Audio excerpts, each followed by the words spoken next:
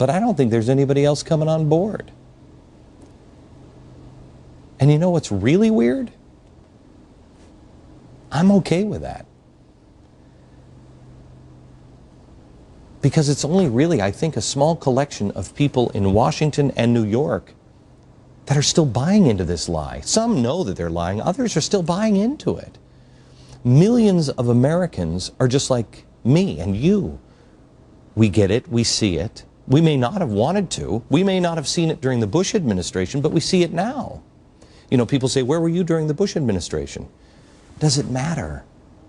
I'm here now. Where are you? See, I think we have an honesty shortage in America. So I think maybe that's what we just have to do on this program, is I'm not going to apologize for my opinion, and nor should you. Here's the truth.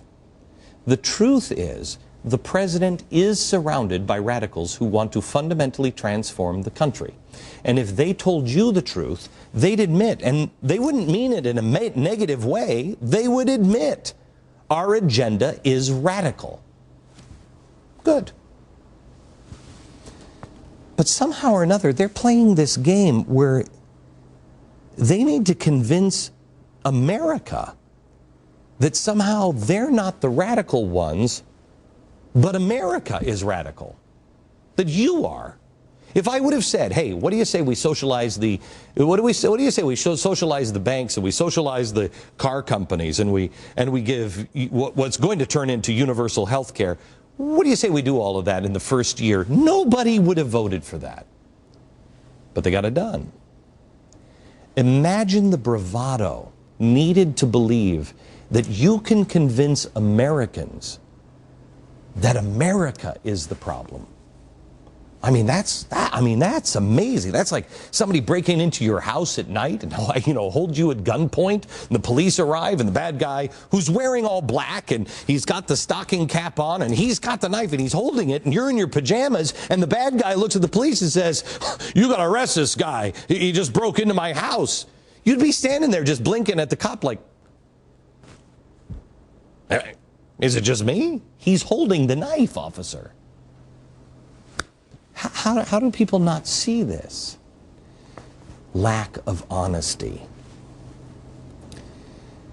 I'm reading about the Tea Party goers, and I'm hearing what Bill Clinton said about the Tea Party goers. These people are peaceful, polite, friendly. Look at them. They're your grandparents, for the love of Pete. These people are either your parents or your grandparents. Somehow or another, they're hate-raging people. It doesn't make any sense at all. A 23-year-old African-American went out to find if the Tea Party was racist or not. And he said, quote, obviously I have political disagreements, but I cannot lie. I cannot say that people have been anything but nice to me. They have been shaking my hand. I will definitely walk away with a new understanding of the Tea Party. That was in Politico. Robert McCartney, a liberal columnist for the Washington Post, did the same thing. He went down to the Tea Party in Washington. Let me quote, Tea Party members are not seething, ready to explode racist. And that none was clamoring for civil disobedience, much less armed revolt. There's two. There are two people willing to tell the truth that I disagree with politically. There needs to be a lot more who realize it and wake up to their duty as a citizen to tell the truth. But honestly, I tell you, with the things, the way they are moving, I think we're running out of time. And so you have to ask yourself, what is your duty?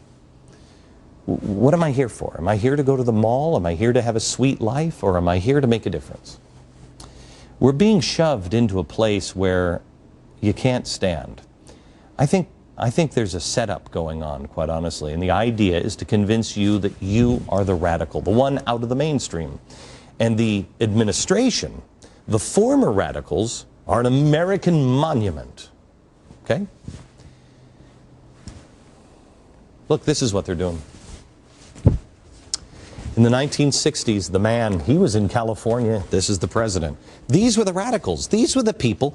This guy was plotting to blow up the country. Yeah, I mean, this guy was in SDS. This guy is a Marxist. This guy is talking about poisoning drinking water, or I'm sorry, putting sterilants in drinking water. I mean, these are crazy. This is radical stuff. This is what they were doing in the 1960s. This was the man. The American family was here. Okay? Here's the man now. Here's the American family. Here are these Nazis that were out this weekend. But the radicals have all gone up here. Okay? All of the radicals are now the man. And they're trying to, I mean, this is even, he's even taught in school as the man. Okay? So these guys are all, and the family? The family has to be taught that they're the Nazis. The family has to become the radical. This guy, he's a radical. What has happened? I want you to remember two phrases. One, don't you dare confuse hate with the truth. The only reason why you can confuse hate with the truth is because you haven't heard the truth in so long. Nobody is saying it. The only thing left in America that is shocking is the way people actually feel. Because that's the stuff that nobody says anymore. You say what you're supposed to say, not the truth. Oh, great, Johnny got a participation trophy. He didn't win. That's a loser trophy. What is that? That's the truth, not hate. And then I want you to remember this. Not racist, not violent, just not silent anymore. I want you to keep those in mind when you hear these stories. Because over the weekend, Bill Clinton said this. But a lot of the things that have been said, they create a climate in which people who are vulnerable to violence because they're disoriented, like Timothy McVeigh was, are more likely to act. And the only point I tried to make was that we ought to have a lot of political dissent, a lot of political argument. Nobody's right all the time. But we also have to take responsibility for the possible consequences of what we say, and we shouldn't demonize the government or its public employees or its elected officials. We can disagree with them, we can harshly criticize them, but when we turn them into an object of demonization, you know, you increase the number of threats. What have they done to people like me? I'm not saying they started it. What have they done? You got to be kidding me. Since when in America don't we go after the politicians or the government itself? Americans, we started this country with a distrust of the government. George Washington, read his words. Don't trust the government. Don't trust power. Don't trust the people. They will become corrupt. How is that not an American idea? I don't hate the government. I don't even hate the people. You know, in 1776, they fired bullets. The Tea Party, they don't need bullets. They just want to fire politicians. That's what they want to do. Fire politicians, not bullets. This is an attempt to silence. You know what this is? This is an attempt to do this. 10%, 10, 80, 10. Remember this. 10% makes the wrong choice in an emergency. 10%. 10% leads you to the wrong place. 80% just waits for somebody to say, well, I don't know, tell me what to do. And they look for somebody of authority to tell them where to go. 10% lead the others to safety. They make the right choice. You have to figure out which category you're in. Bill Clinton was being used, I believe, by this 10% that's taking you in a different direction, that is trying to teach you that the Tea Party rally, that these people are not average family, that they're radicals.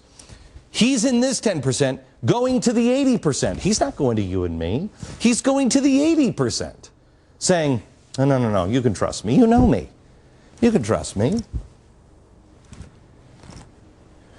You may not know me. I don't ask you to take my word for it. I ask you to use your brain. I ask you to use your gut. The Tea Party goers, you may disagree with them, but they're not Timothy McVeigh. Timothy McVeigh was an American monster. More on this next.